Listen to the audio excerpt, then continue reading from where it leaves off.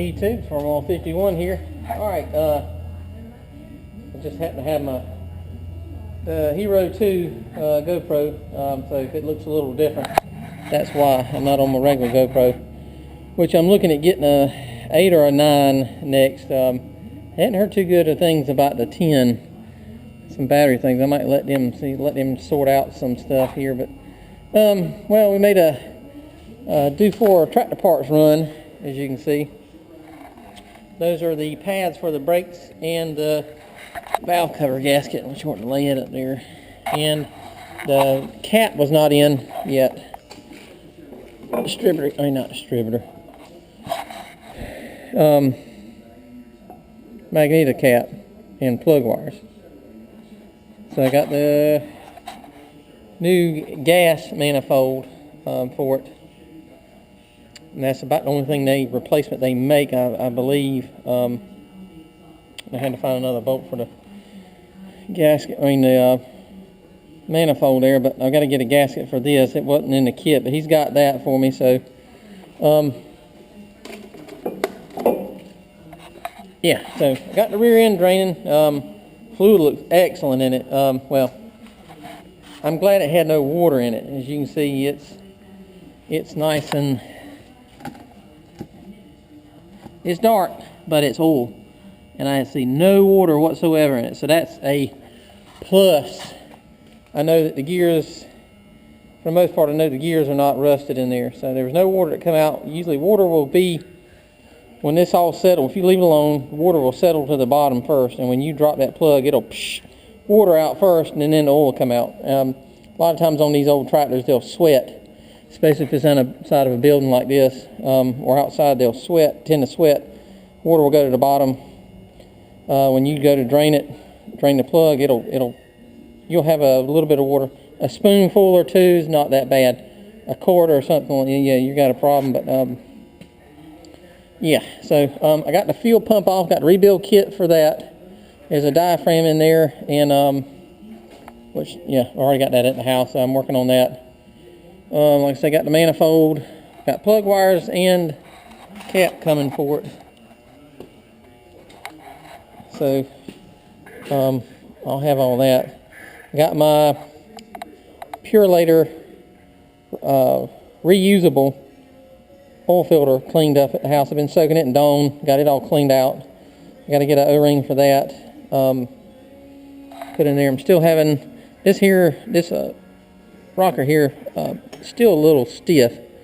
I'm going to make sure I get that loosened up more. I may have to take this whole rail off before, but I want to make sure that's loosened up more than it is before I go ahead and put the valve cover gasket on and the valve cover. And then I've got to get my brakes lined. So other than that, we're getting close to hooking a chain to it and pulling it off. I'm going to try that first before I attempt to hand crank. I ain't that brave yet, but I ain't stupid. So, but anyway, yeah, like I say, you've seen the video. We got the fan blade on, got that tensioned up, got about an inch, was it about an inch and a half or so play in that, so it's loose enough that it's not too tight and cause bearing issues. Carburetor, got it cleaned up.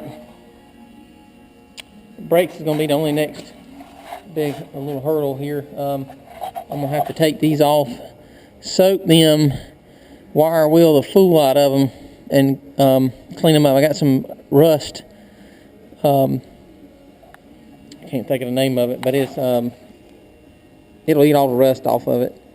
And then cause see, that's all that's left of the pads. Those little tabs right there, those are the rivets right in there.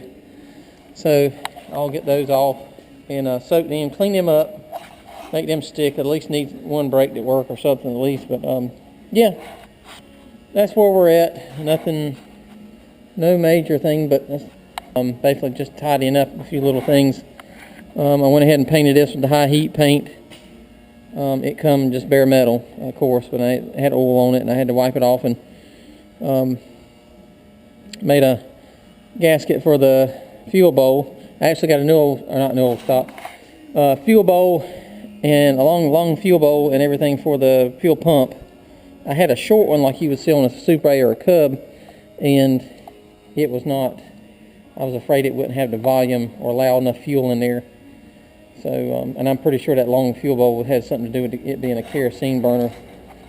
I guess, I don't know, but I'm learning on this. Most of it's basic stuff with the regular tractors and stuff like that, but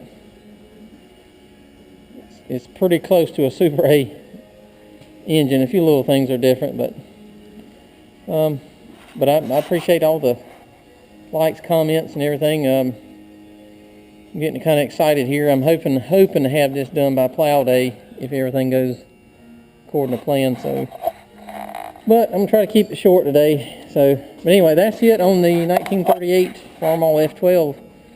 And like I said, we'll hopefully to have it at plow day, March 26th in Greenville, North Carolina. Message me if you want to, if you're in the area or whatever, and want to come out, and we'll be glad to have you.